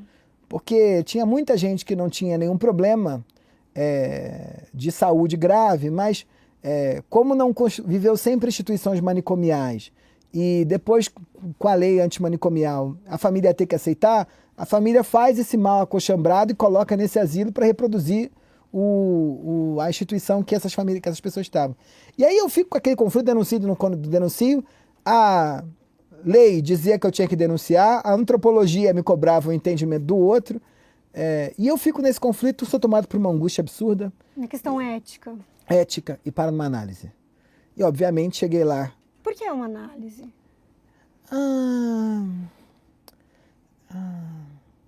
Eu lia Freud, porque eu gostava, era metido intelectual, aquelas coisinhas, né? E aí lia Freud, me interessava muito, e eu era fascinado pela ideia de que eu ia sentar comigo mesmo, apesar do analista, tá? Porque eu sempre odiei conselho. Eu sempre ouvi muitos outros, assim, toda vez que eu vou tomar uma decisão eu ouço pessoas, mas boa parte das vezes abro mão daquilo que as pessoas me disseram. Igual eu brinco com a astrologia, sabe? Assim, tarô, eu adoro tarô, astrologia. E aí eu vou lá, eu brinco, só acredito no que eu quero. Eu vou lá, a taróloga joga as cartas, ela fala, o mundo vai acabar, mas eu falo, não vai não, vai. Às vezes até acaba, mas eu não acredito, só acredito no que eu quero. E aí, o fato de ter um psicólogo, tá, das terapias mais tradicionais, que era a minha ideia, né? Nem sei se é assim, porque eu nunca fiz terapia com psicólogo, de que tinha alguém me dizendo o que eu tinha que fazer, me incomodava, porque eu estava em casa, né, guerreando com minha mãe e com meu pai, dizendo o que eu tinha que fazer. Uhum. Então a ideia de ter alguém que não dizia para mim o que fazer, me fascinava. E aí parei na análise, né? Uhum. E sempre fiz análise, né? Fiz, se eu não me engano, 6 anos essa primeira vez. E aí eu fico uns 4 anos parado e eu volto e estou há 7 anos agora de novo fazendo com uma analista freudiana, já fiz com lacaniana. A minha primeira análise era lacaniana e eu não sabia nada de análise lacaniana. E a primeira vez que a sessão acabou com 20 minutos, eu falei, eu paguei 1 hora? Como é que só tem 20 minutos? E aí eu voltei lá e disse, por que demorou 20 minutos só? Aí ela veio com esse papo, né, do tempo lógico, que não é o tempo cronológico, não sei o quê, entendi super. Mas agora eu faço com freudiana. Uhum. Acho que é Freud, Laplanche, sei lá, não sei direito. Mas é alguma coisa assim. E tô lá, né, que é um dos piores momentos da minha vida e um dos melhores também. Uhum. E eu falo isso com muita gratidão. Você sabe que quando eu lancei meu primeiro livro, eu entreguei para minha analista o livro. E eu sentei no divã, que eu sento de costas lá no divã, e eu disse para ela, Cristina, eu não sei se Freud deixa, mas eu trouxe. Você aceita se você quiser, não tem nenhuma expectativa, você vai ler, não é sobre isso. E na dedicatória eu escrevi para ela, conseguimos. Eu acho que boa parte do eu ter chegado até aqui, em todos os campos da minha vida, profissionalmente, afetivamente, eu devo à psicanálise. Eu não teria ido tanto, ou feito tanto, ou avançado tanto. E não estou tomando isso como maratona, como 100 metros, 200 metros, 300 metros, não. Mas eu não teria dado tanto movimento para a minha vida sem psicanálise. Eu sou extremamente grato à psicanálise e aos meus analistas. Eu não teria conseguido. Eu não teria conseguido aguentar a vida sem análise. É mesmo? Isso não tem nada a ver com pensamento suicida ou qualquer coisa do tipo. Mas acho que a análise trouxe uma capacidade de entendimento das múltiplas camadas do que era a vida, que a vida ficou mais saborosa para mim. Acho que eu teria vivido uma vida insossa, sabe? Sem gosto, bege, sem tempero, sabe? Sem açúcar, sem gordura, sem colesterol. Acho que a análise me trouxe essas camadas todas. Com todos os momentos dificílimos que eu atravessei nela, como toda boa análise cobra. Eu tinha uma amiga psicanalista, eu tenho uma amiga psicanalista, e um dia eu falei pra ela, falou, e aí, como é que tá a análise? Aí eu disse, tá ótima, né? Desci da última sessão, dei 3 voltas no quarteirão, parei no bar do lado do consultório, pedi um copo de vinho. Ela falou, que bom, tá em transferência. Então, devo tudo à análise. Eu devo tudo mesmo, devo tudo mesmo. E é esse trabalho que é uma relação que se constrói com alguém que eu não sei quem mas ao mesmo tempo é uma relação muito afetuosa e ao mesmo tempo sustentada por um fio que eu e ela sabemos que a qualquer momento ela pode romper aquele vínculo, né? Porque tem essa mediação do dinheiro. Tem mediação do dinheiro. Então é profundamente íntimo, amoroso e tem isso também, esse muito mediador, importante, né? o dinheiro. Esse separador. É um negócio, né? Apesar de ser coberto. E eu acho que a análise, voltando no nosso papo, assim, não deixa de ser menos afetuosa pela fortuna que eu pago. Total. Mas, ao mesmo tempo, não deixa de ser de negócio também pelo afeto que eu tenho. Pela minha analista, que eu não sei nem quem né? Ao ponto de... E engraçado que a minha analista, ela divide consultório, que eu acho que é com uma psicóloga. E o meu típico consultório de psicanalista, né? A salinha aqui, corredor, tem os 2 consultórios e sai pela outra porta pra gente não encontrar o fulano que tem antes. E, por acaso, um dia ela me pediu para mudar o horário. E eu cheguei e tinha uma fulana sentada lá na salinha de espera também. Aí eu sentei lá e falei, gente, que estranho, né? De manhã deve ser mais concorrido. Só que não era para minha analista, era da psicóloga. Foi engraçadíssimo, que eu tô lá há 8 anos e eu ainda não sei se eu sei reconhecer a minha analista. Porque quando eu faço online, a gente faz de câmera fechada, e quando eu faço no consultório, nossa interação visual demora 2 segundos, que é o tempo de abrir a porta e dizer, olá, Michel. E eu pergunto, tudo bem? E ela não responde. E aí eu passo e ela vai atrás, eu não olho mais para ela porque eu deito no divã. E essa moça que estava esperando, em determinado momento eu escutei o barulho da fechadura e falei, lá vem minha analista. E eu levantei e ela levantou também, só que não era a minha analista, era a psicóloga dela. E aí a psicóloga abriu a porta e a psicóloga falou, Jaqueline, que maravilha te ver, você tá maravilhosa. Adorei esse vestido, hein? Comprou onde? Ela, gostei do seu também. E elas 2 entraram felizes para dentro do consultório, rindo. Ela assim, o cabelo tá ótimo também. E aí, daqui a pouco, dá 10 minutos, vem Cristina. Cristina, olá. Eu falei, Cristina, é bem melhor fazer terapia do que análise. Porque a pessoa já entra aqui feliz. E sendo ovacionada. E é engraçado porque amigos que fazem terapia falaram, você não sabe, a minha terapeuta está lendo seu livro e disse que o marido dela está lendo também. E a mãe dela ligou para ela para dizer que está lendo também. Eu falei, como é que você teve essa conversa com a sua terapeuta? Ah, não, ela me mostrou inclusive o livro, eu falei do livro também, disse que você é meu amigo. Aí eu falei, eu dei meu livro de novo, cumprindo a dádiva para a Cristina e não sei se ela leu, né? E também não me importa. Não me importa se ela leu, porque eu não dei para ela ler. Eu dei pela dádiva. Porque acho que uma análise é feita de marcos, né? Também, assim, de momentos que são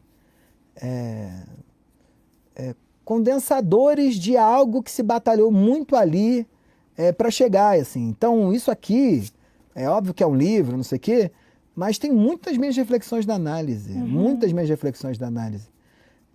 Foi muito importante a análise. Não tinha feito isso aqui sem análise.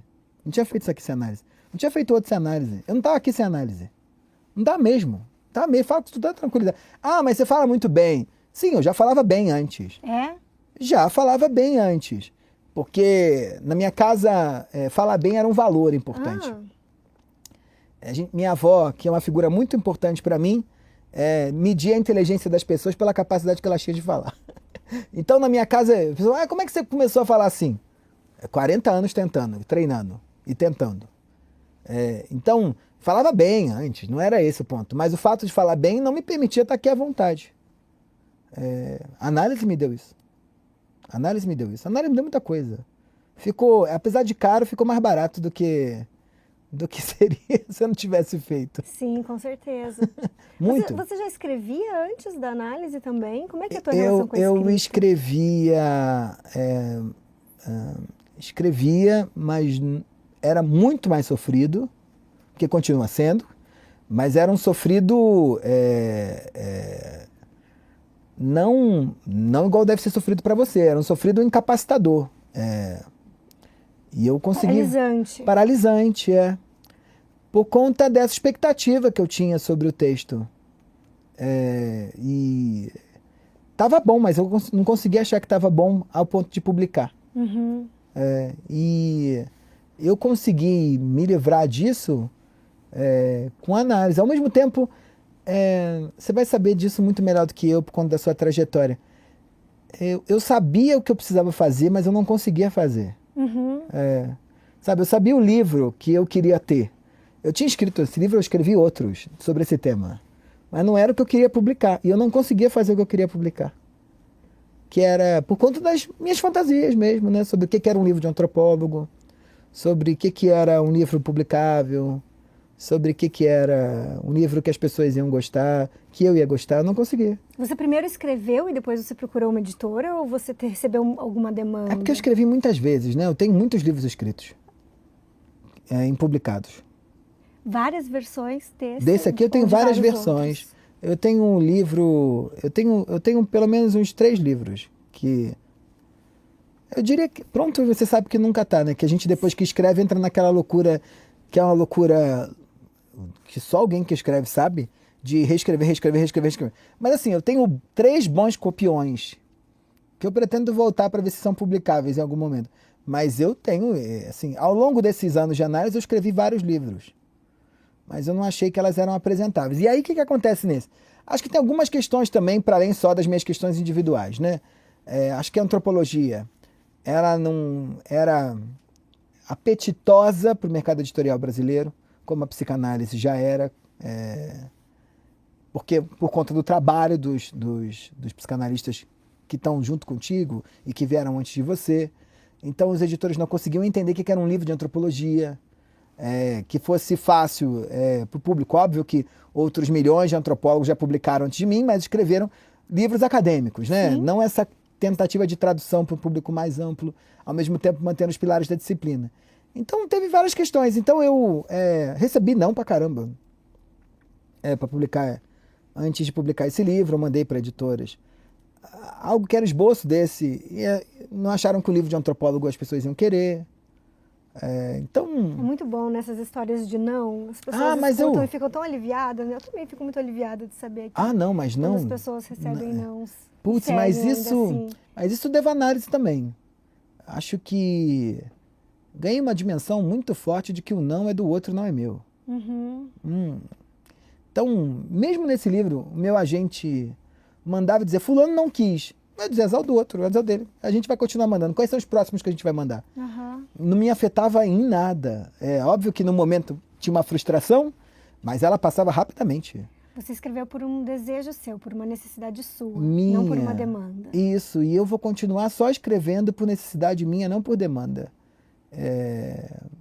Diante de um sucesso desse, você deve obviamente ser fortemente muito mais atravessada por isso do que eu, dado que você já lançou vários grandes sucessos. Me perguntaram qual é o próximo, quando vem o próximo, já temos o tema para o próximo. E eu respondi, quem vai escrever? Aí o fulano me disse, você. Eu falei, então eu vou escrever o que eu quero, quando eu quero e porque eu quero. Eu já faço um bocado de coisa que eu não tinha vontade de fazer e fui obrigado a fazer. Isso aqui não. Isso é muito bom, né? A escrita como um lugar inegociável. Inegociável. Inegociável. E aí, inegociável. Não, eu não preciso. Assim. E aí, que você deve ter ouvido também, dado que você vendeu muito. Você sabe que você é uma das poucas pessoas no Brasil que pode viver de livro? dado que a gente conseguiu algo que é muito difícil no Brasil, que é um direito autoral que te permite viver disso. Eu disse, sim, mas eu não quero. Eu tenho muito mais coisa para fazer. Muito mais coisa para fazer. Eu estou interessado em um bocado de coisa. Escreverei outros? Escreverei. Quando achar que tiver o tema, quando achar que tem alguma coisa diferente para dizer. E coisa de rico 2, não terá. Eu tenho falado isso desde o primeiro dia. O povo o mercado editorial quase morre. Não vai ter? Não. E aí, sabe qual é a coisa que mais me chocava? Era que aparecia uma coisa assim, mas deixaram você não querer? Eu falei, gente... Eu faço análise para isso. Mas como assim? Eu fico pensando como é que é assim. Tem um batalhão, sei lá, das editoras do Brasil que param na sua porta e falam, você não pode escrever outra coisa, só vai escrever sobre isso. Ué, como assim? De novo, eu perguntei, quem vai escrever? Então, isso gente, sem análise não dá pra fazer isso não. Não dá, né? E você, Ana, deve ter vivido isso, assim. O livro, obviamente, ele conseguiu um sucesso muito grande em pouco tempo. E aí era engraçado, porque sem análise também não teria aguentado, assim. Eu brinco que sem análise, mãe de santo, eu não tinha chegado a lugar nenhum. Porque você é tomado por uma narrativa, por uma demanda do outro, né? Uhum. Então, da noite pro dia, o livro tem uma dimensão de sucesso grande. A demanda do outro quer pautar a sua vida. E os primeiros meses é de uma batalha grande contra esse outro, que quer determinar o que você vai fazer, o que você vai vestir, com quem que você vai falar, né? Que esse outro não é alguém, esse outro é esse monte de pedidos, essa demanda do público, não sei o quê. E eu, muito certo do meu lugar ali, por que eu fiz isso? Muito claro, por que eu fiz isso? Eu fiz isso por uma coisa simples. Eu quero botar antropologia na boca do povo. Do mesmo modo que o fulano para no ponto de ônibus, encosta naquele banco ali e pensa, meu Deus, estou angustiado hoje. O que eu quero da vida? Eu acho que a antropologia tem um arcabouço conceitual que pode ser usado no dia a dia, como forma de facilitar os encontros sociais. Eu fiz por isso, eu não fiz por nada. Não fiz para ser mais vendido, eu não fiz para ficar famoso, eu não fiz nada disso. Aí, isso uma análise, né? Eu sabia muito bem porque eu tinha feito isso. O segundo ponto também que era muito engraçado, que era as pessoas olhavam para mim e falavam, caramba, né? Do nada. Do nada. E eu ria também, dizendo, gente, eu sei o trabalho que deu esse negócio. E um outro negócio também que era engraçado, que as pessoas falavam assim, tá na crista da onda, né? E aí eu olhava e dizia, gente, eu acho que eu tô na crista da onda há muito tempo. Da minha onda. Porque quando eu entrei na faculdade, eu fiquei muito feliz que eu tinha entrado na faculdade para fazer ciências sociais.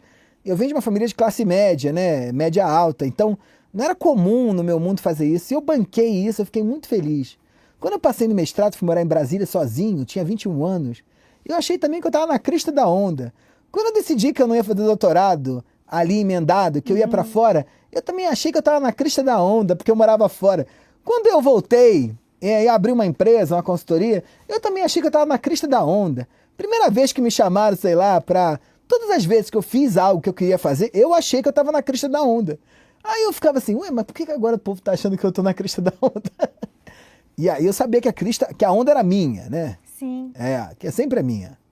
E eu tenho que saber me equilibrar nela, né? Porque o fato de estar na crista da minha onda não me livra de me perder nesse jogo também, né? Uhum. Da onda me levar a lugares que eu não estava esperando, né? E isso a análise me deu. Sim. Muito. Inclusive a possibilidade de poder reconhecer isso, né? Essa crista da onda. E de reconhecer sem estar vestido de branco em cima do cavalo, sabe assim? É uma coisa que, às vezes, sem deslumbramento nenhum. Se teve um troço que eu não fiquei nesses meses do livro, foi deslumbrado. Porque eu acho que o deslumbramento ele acontece quando algo muito repentino acontece e o indivíduo ele perde a dimensão do próprio tamanho. Tá? Então, o que é a dimensão do próprio tamanho? Você acorda de manhã, porque você foi num programa que te deu muita visibilidade, e gente que você admira te manda áudio, né? Gente que você admira diz que leu o teu livro. Aí você chega num lugar, as pessoas começam a te oferecer convites, né? Vem aqui na minha casa, vem aqui no meu camarote, vem aqui sei lá onde. Aí você entra numa loja, você quer pagar um negócio, fulano não quer deixar você pagar, né? Aí as pessoas começam a te convidar e querem pagar teu almoço, né? Isso faz parte desse momento. E esse momento, se você não tiver muita clareza de um contorno subjetivo teu, você perde a dimensão do teu tamanho. Porque eu estava vivendo isso, acordava de manhã, sei lá, fulano que é famosa me mandava um áudio, e eu olhava para aquele áudio e dizia, eu ouço ou não ouço? Sabe, que é isso, né? E aí eu ouvi aquilo, entendendo que todo esse negócio que estava construindo em torno de mim, não era meu. Era dos outros. Se eu sabia que aquele negócio ia passar, porque os outros vão ter outras demandas. E ao mesmo tempo isso não tirava o valor do meu trabalho, sim. Que eu acho que eu fiz algo diferente mesmo, acho que tem valor mesmo. Acho que esse livro, acho que ele traz um novo debate, inaugura um novo debate desse jeito que eu fiz. Óbvio que desigualdade e ricos era um tema já de pensar, mas desse jeito que eu fiz, acho que eu inaugurei uma outra coisa. Mas isso foi por mim. E todo esse negócio que se construiu em cima não era meu. Apesar de ser um reconhecimento do meu trabalho. Sem análise eu tinha me perdido. Sim. Sem análise eu tinha me perdido. Acho que você fala de uma coisa que a gente faz na análise em diferentes dimensões, né? Você está falando de uma dimensão bastante significativa, que é separar o que a gente de alguma forma, né? Entre aspas, sei lá o que a gente mas da imagem, né? Que a gente vai sustentar ali para o outro de algum modo. E fui entendendo isso também, né? Que é muito bom na análise também, que é o fato de me colocar nesse lugar fez com que tivesse um outro Michel que é diferente de mim, que é uma imagem. E isso não é só culpa também das pessoas, isso é culpa do que eu projetei. Só que isso também não sou só eu, isso é um pedacinho meu. Né? Então, esse Michelzinho aqui, todo arrumadinho, hoje de manhã estava descendo do prédio, eu estou mudando de apartamento, e aí, sabe a loucura da mudança, né? Vai instalar o bagulho da água, falta a bica, vai mudar o tanque, falta o sifão, vai mudar sei lá o quê. E eu estava a manhã toda nessa guerra de tem que comprar o sifão, tem que comprar a luz, a andarela, a lâmpada não funciona. Eu falei lá para a moça que faz tudo lá, ô Pati, eu vou lá comprar agora a lâmpada, você vai comprar o sifão. E aí chegando na portaria do prédio, um prédio metido a besta, eu com uma bermudinha assim, com cara de pijama, com uma camisa qualquer que eu botei de chinela havaiana. A moça olha pra mim e fala, uma vizinha que já me conhecia, esse aqui é Michel Alcoforado. E aí a outra vizinha me olha, mas você é Michel Alcoforado? Aí eu disse, só tô sem a fantasia. É óbvio que isso aqui, né, ou a expectativa que ela tinha sobre como eu deveria estar, como Michel Alcoforado devia estar, é fruto de uma construção, também é parte de mim também. Não é que eu me violento quando eu boto essa roupinha. Mas eu não sou essa roupinha todo dia, eu não falo essas coisas que eu falo todo dia, né? Entendi que é isso também, né? Tem momentos que esse personagem, eu trabalho para ele também. Mas ele não pode me engolir. Eu muita clareza disso, de que isso aqui não pode me engolir. Eu tinha, no começo do livro, do sucesso, assim, desse livro, eu tinha uma sensação de cavalo em terreiro, sabe? De santo, assim. Eu tinha uma sensação que eu trabalhava para uma imagem, que eu trabalhava para Michel Alcoforado. Então eu dizia, meu Deus, o que Michel Alcoforado tem hoje? É que agora eu consegui de novo arrumar alguns buracos na agenda que são mais meus. Mas ali, sei lá, em outubro, novembro de 2025, tinha uma figura que tomava a minha agenda inteira. E eu dizia, o que Michel Alcoforado tem para fazer hoje? Michel Alcoforado tinha muita coisa para fazer. E Michel Alcoforado tinha muita coisa para fazer e tinha que entender que isso ali era uma figura que eu também inventei, que não é do outro, que inventaram. Não, eu também. E que ele é um pedaço de mim, mas não era eu só. Eu tinha muito medo de ser engolido. Alguma coisa do sucesso desse livro te assustou, impressionou? Como que chegou isso para você? Porque eu acho que você faz uma comparação um pouco com o meu livro, mas eu tenho a impressão que o meu foi um pouco mais lento. Tenho a impressão que o teu já nasceu muito sucesso, assim. Eu não sei. Eu acho que o que o livro me deu, que é a parte boa, é gente que eu admiro, disse que me admirava. Isso foi a parte mais legal, né? Você imagina, sei lá, Frei Beto te manda um livro assinado, dizendo que tinha lido o teu e tinha gostado muito. Vários encontros, né, com pessoas que eu admirava tanto, que quando as pessoas disseram para mim assim, você já mandou livro para essa pessoa? Eu disse, óbvio que não, como é que eu vou mandar um livro para essa pessoa? Tá maluco? Eu não quero saber o que ela acha desse livro. E não é para essa pessoa esse livro, né? Essa pessoa dizendo, não é para essa pessoa. E a pessoa leu e me escreveu e eu saí para jantar. Isso foi muito legal, né? Muito legal. Acho que, dado o meu projeto, que é dessa coisa de tentar levar a antropologia para outros públicos, muito legal você ver gente que disse que trabalhava com rico, não entendi, começou a entender. Ou gente que não lia há muito tempo, voltou a ler. Isso é muito legal, né? Ou gente que tô andando na rua, gritou antropólogo, coisa de rico, né? Essa coisa do antropólogo, né? Acho muito legal isso. Essa parte boa. A parte ruim é que você fica algum tempo sem controle da tua vida, né? E por mais que a gente saiba que controle você não tem nenhum, mas assim, você fica meio tomado pela onda, né? Eu usava uma imagem que eu gosto de dizer que é quando você vai assim, é como se vem um maremoto e você tem que estar agarrado num tronco, dizendo, eu vou aguentar esse maremoto passar. Essa era a parte ruim, né? Porque tinha muita demanda mesmo. O que foi surpresa, assim? A surpresa... acho que ela está muito atrelada a essa... o inesperado do grande, muito rápido, mas ao mesmo tempo uma certeza de que isso não foi fruto de um livro só, assim. As pessoas escrevem e falam, quem é a assessoria de imprensa? Aí eu falo, assessoria da livraria, da editora, todavia, Natália Pazini, que é gênia, maravilhosa, muito boa, muito competente. Só que eu e Natália sabemos que eu tenho um relacionamento com a imprensa de muito tempo. Então, quando as pessoas foram falar do meu livro, elas já me conheciam. Não foi só um trabalho... Quando você faz um grande sucesso, não é uma coisa só, assim. O livro não deu certo por causa do livro só, acho que o livro é bom e redondinho. Acho que ele é bem escrito. Não deu certo só porque o trabalho das redes sociais... Porque tem gente que fez trabalho de rede social e não deu em nada. Uhum. Não é só a assessoria, que é ótima, genial. Tudo é uma série de acertos que deram nesse lugar.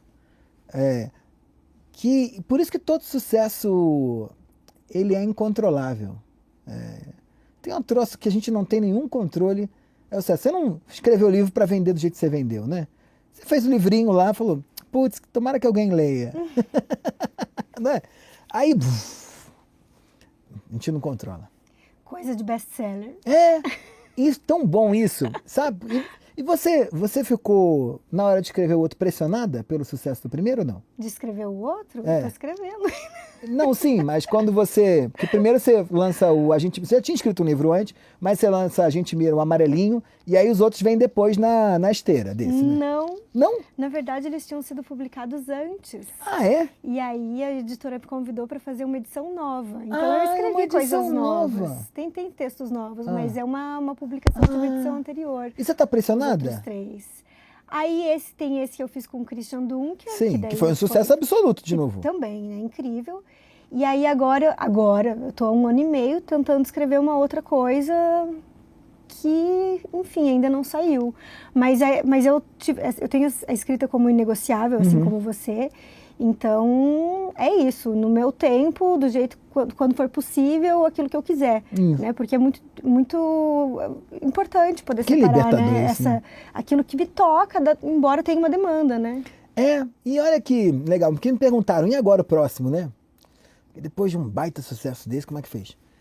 Eu disse, pra mim, libertador. Porque é tão difícil fazer isso uma vez na vida. Você imagina, a pessoa lança um livro que vende igual água, que dá uma baita, domina as conversas, as pessoas me mandavam foto no Amigo Oculto de Natal, eram 3, 4 livros no Amigo Oculto. Eu não tenho expectativa de fazer isso desse jeito tão cedo, mas eu nunca mais. Eu já fiz uma vez. Então eu não fiquei com o peso do sucesso, eu fiquei livre. Para fazer, se eu quiser fazer um troço agora, sei lá, conceitual, sei lá. Eu posso fazer, porque eu já fiz um troço que dá conta dessa ideia do que é um livro, um best-seller, não sei o quê. Sim. Eu fiquei livre. Tá pago. Tá pago, sabe? Não devo mais nada, sabe? Nem a mim, nem a ninguém. Michel, muito obrigada. Eu que muito agradeço. Obrigada mesmo por essa agradeço. conversa tão gostosa, Eu por agradeço. dividir com a gente na tua escrita, na conversa, por ser um autor vivo que vai e se dispõe a falar com as pessoas e fala também aí das suas mazelas humanas, existenciais. Foi um prazer enorme te escutar aqui. Um prazer foi meu, esse prazer foi meu, eu sou teu fã. Obrigada. Obrigada, gente, por acompanhar mais essa conversa e menos esta conversa com o Michel Alcoforado. Siga a gente para continuar acompanhando as outras conversas do podcast do Alma Talks. Até a próxima!